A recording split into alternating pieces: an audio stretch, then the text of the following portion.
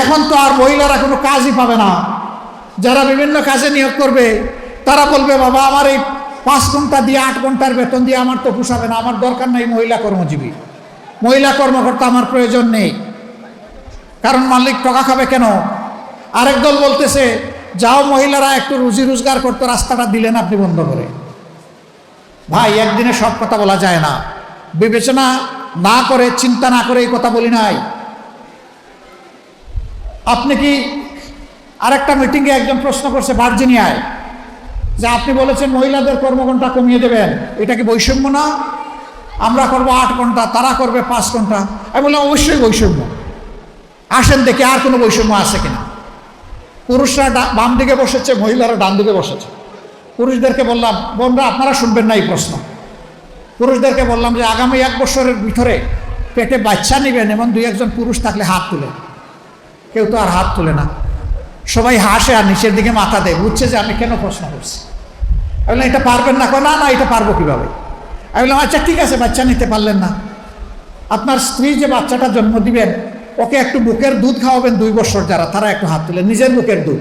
এখন দেখি আবার কেউ হাত তুলে না। আমি বললাম এটা কি বৈষম্য না?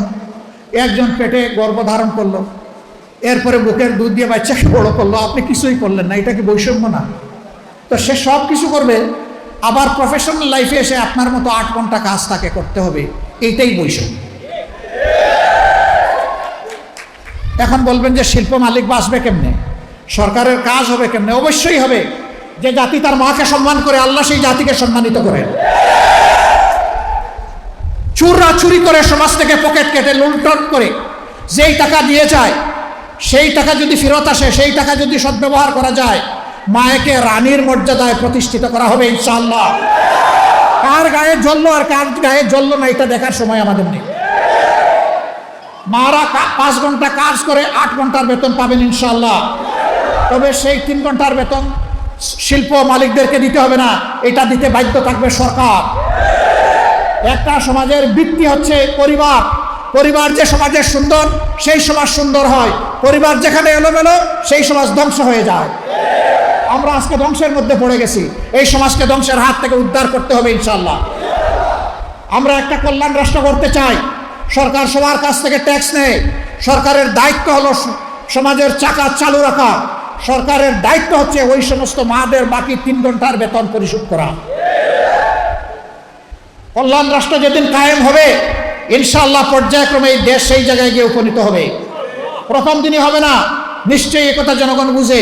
জনগণের ধৈর্য এবং সহযোগিতা আমাদের লাগবে। জনগণের যদি আন্তরিক সহযোগিতা এবং ধৈর্য পাই ইনশাআল্লাহ তা হবে। বলবেন ঠিক আছে, বেতন না হয়ে দিলেন, 3 ঘন্টা যে খালি হয়ে গেল, সেই কাজের গ্যাপ কিভাবে পূরণ হবে? দুনিয়ার বহু দেশে পার্ট টাইম সরকারি জব আছে। অনেক মহিলা 8 ঘন্টা সময় দিতে পারবে না, বাসার বাইরে তার বাচ্চা আছে, সংসার আছে, এই জন্য জব ছেড়ে দেয়। তারা যখন দেখবে 3 ঘন্টারও আমার একটা সুযোগ আছে, বলবে ঠিক আছে সেই 3 ঘন্টা আমি আমার প্রয়োজন পূরণ করে আসি। এখানে জব আরো বেড়ে যাবে, একজনের সাথে আরো 18 জন যুগ হয়ে যাবে। সুতরাং আগে যদি 100 জন জব পেয়ে থাকে, এখন 150 জন পাবে ইনশাআল্লাহ। এইভাবে জবের সংখ্যা বেড়ে যাবে। কিন্তু আমরা কোনো মাকে কাজ করতে বাধ্য করব না। যার প্রয়োজন আছে, যোগ্যতা আছে, কাজ তার হাতে সম্মানের সাথে তুলে দেব। তার নিরাপত্তা কর্মক্ষেত্রে বিধান করা হবে ইনশাআল্লাহ। আবার মহিলাদের মাঝে, নারীদের মাঝে কেউ যদি বলেন যে আমি 8 ঘন্টা কাজ করে 8 ঘন্টার বেতন নিতে চাই, তাকে সম্মানিত করা হবে বাড়তি ইনশাআল্লাহ। তিনি যে সম্মানটা দেখালেন রাষ্ট্রকে, এই জন্য তাকে সম্মানিত করা হবে। সম্মানিত করার বহু রাস্তা খোলা আছে। কাউকে বাধ্য করা হবে না, কাজ করতেও কাউকে বাধ্য করা হবে না, কাজ থেকে বিরত থাকতেও বাধ্য করা হবে না। এটা থাকবে অপশনাল চয়েস, অল্টারনেট চয়েস। এমন হলে কার অসুবিধা? গরম ভাতে বিলাই বেজায়। কারণ ওই ভাতে মুখ দিলে বিড়ালের মুখ পুড়বে। আমরা ঘুণে ধরা সমাজের আমূল পরিবর্তন চাই। একটা ঝাঁকুনি দিয়ে সমস্ত মহিলা আমরা ঝরাই দিতে চাই ইনশাআল্লাহ, বিইজনিল্লাহ। আমরা পারবো না, আল্লাহ যদি আমাদেরকে তৌফিক দেন ইনশাআল্লাহ আপনাদেরকে সাথে নিয়ে আমরা পারবো। আজকে মায়েদের ব্যাপারেই কথা বলার আমার উদ্দেশ্য ছিল। আপনারা কি খুব কষ্ট পেয়েছেন? এখন বলবেন আমাদের থাকলো টাকি গেল তো সব গেল। সব তো ওনাদেরকে দিয়ে দিলেন। যেই স্বামী তার স্ত্রীকে রানীর আসনে প্রতিষ্ঠিত করে সেই স্বামী রাজা হয়, আর যেই স্বামী তার স্ত্রীকে অপমান করে সেই স্বামী কামলা হয়।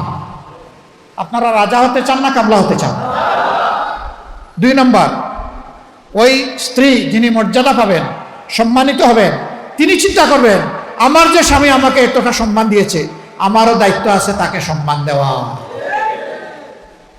সুতরাং এই সংসার শুধু ভালোবাসার হবে না, এই সংসার সম্মানে সম্মানে ভরে যাবে ইনশাআল্লাহ। আমরা সেই পরিবার, সেই সম্মান গঠন করতে চাই। আজকে কি হয়েছে, ওই সম্মান, ওই মর্যাদা, ওই ভালোবাসা না থাকার কারণে সন্তানরা বিপদগামী হয়। পুলিশ অফিসারের মেয়ের হাতে অফিসার নিজে এবং তার স্ত্রী টুকরা টুকরা হয়। যেই পুলিশ অফিসার সমাজের নিরাপত্তা বিধান করবেন, দুঃখজনকভাবে তাকে সেই পরিণতি বহন করতে হয়। এটা কি জন্যে? ওই মেয়ের শিক্ষার অভাব ছিল না, ওই মেয়ের সুশিক্ষার অভাব ছিল।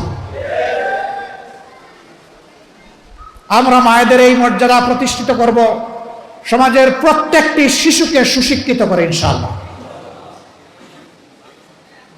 এখন আবার কেউ যদি বলে যে জামাতে ইসলামী সব ঘর খালি করে, এখন তো মেয়েদেরকে দেখি বের করে দিবে, যেভাবে লোক দেখাচ্ছে।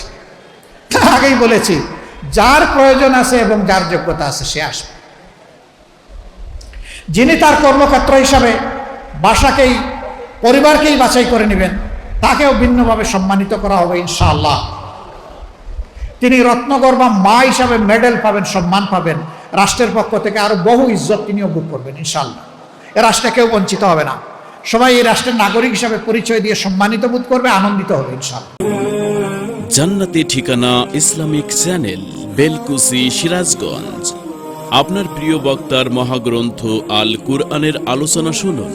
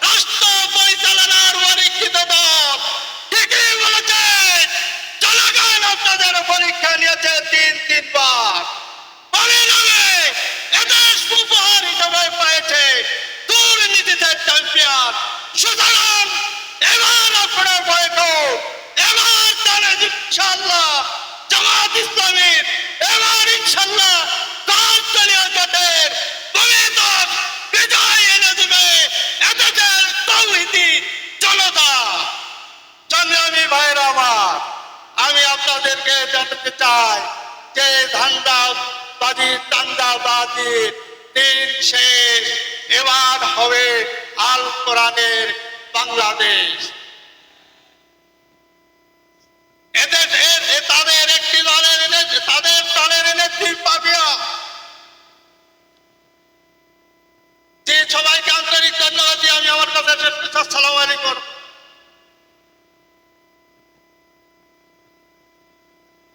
আমি সিরাজগঞ্জবাসী